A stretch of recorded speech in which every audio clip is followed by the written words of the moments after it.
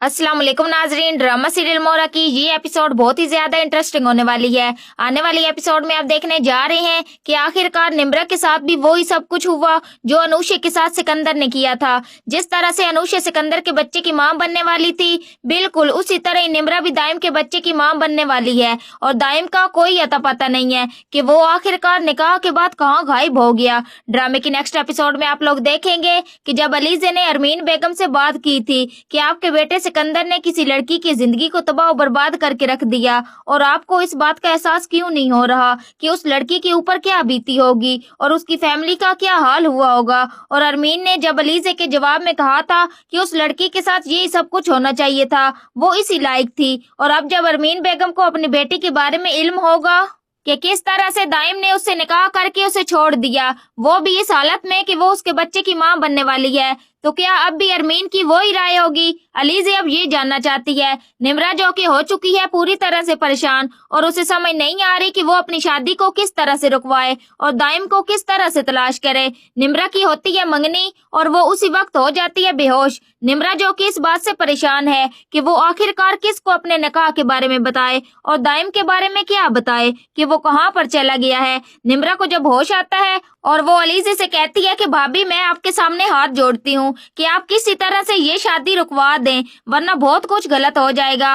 अलीजे पहले तो इस बात को समझ ही नहीं पाती। वहीं पर दूसरी तरफ फौजिया कहती है अरमीन से कि आखिरकार क्या हुआ है निम्रा को, वो लोग बातें बना रहे हैं। अलीजे आती है और वो फौजिया का मुंह बंद करवाती है और कहती है कि आप क्या कहना चाह रही हैं। हम अपनी लड़की को भी देखने की कोशिश कर रहे हैं ना कि आखिरकार उसे क्या हुआ है। अब हमें उसकी जान की भी तो हिफाजत करनी है ना, आपको यहाँ पर लोगों की बातों की पड़ी हुई है। अरमीन फौजिया को दिलासा देती है और अलीजे को कहती है कि तुम्हारी हिम्मत कैसी हुई कि तुमने फौजिया के साथ बदतमीजी करने की कोशिश की है। लेकिन दूसरी तरफ अरमीन इस बात को समझने की कोशिश करती है कि अलीजे आखिरकार उसी की बेटे की हिफाजत करते हुए उसी की साइड लेते हुए फौजिया से लड़ाई कर रही थी। और अरमीन जो कि अरीशा और सिकंदर के सामने कहती है कि सिकंदर ने बंटवारा क्यों किया है, मैं ये बात अच्छे तरीके से जानती हूँ। यह सब कुछ अलीजे के किया धरा है और उसी ने सिकंदर को भड़काया था और सिकंदर ने मुझे बताया था। अभी ये बात हो रही होती है कि वहाँ पर अलीजे आ जाती है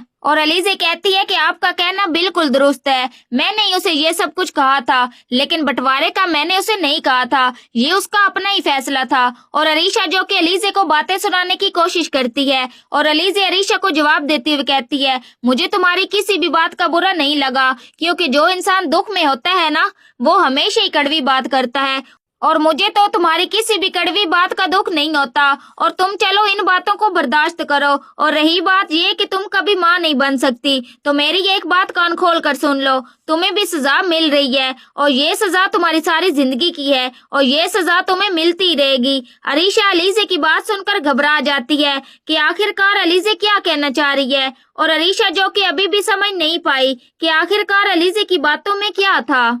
तो क्या होगा आगे, क्या अरीशा अलीजे की बात को समझ पाएगी या नहीं, यह सब कुछ आप आने वाली एपिसोड में देखेंगे। तो नाजरीन आज की वीडियो अच्छी लगी हो तो वीडियो को लाइक शेयर और चैनल को सब्सक्राइब करना मत भूलिएगा और अपनी कीमती राय का इजहार कमेंट सेक्शन में जरूर करें। और मुझे दीजिए इजाजत, अपना बहुत सारा ख्याल रखिएगा। फिर मिलेंगे एक न्यू और अच्छे टॉपिक के साथ।